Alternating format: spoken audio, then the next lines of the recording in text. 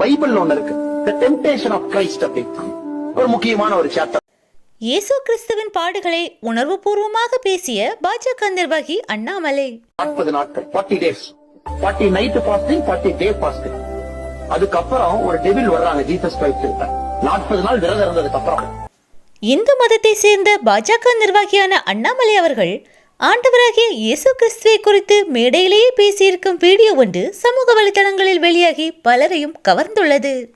பரிசுத்த வேதாகமத்தில் மத்தேயு 4 மற்றும் லூக்கா 4 போன்ற அதிகாரங்களை மேற்கோள் காட்டி பேசிய அவர், இயேசு கிறிஸ்து ஞானஸ்நானம் பெற்ற பின்பு பரிசுத்த ஆவியானவராய் வனாந்தரத்திற்கு நடத்தப்பட்டு 40 பகலும் 40 இரவும் விரதமிருந்த பின்பு அவர் சாத்தானால் சோதிக்கப்பட்டதை கூறுகிறார்.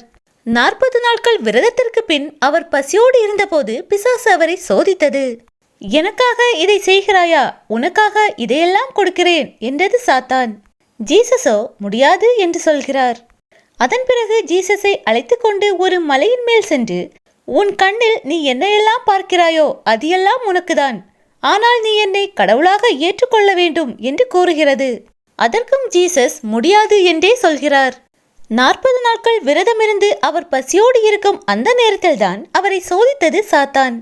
அந்த நேரத்தில் கூட சாத்தானின் மாய வார்த்தைக்கு இயேசு கிறிஸ்து செவிசாய்க்கவில்லை என்று அற்புதமாக தெய்வ வார்த்தைகளை கூறியுள்ளார் திரு அண்ணாமலை அவர்கள்.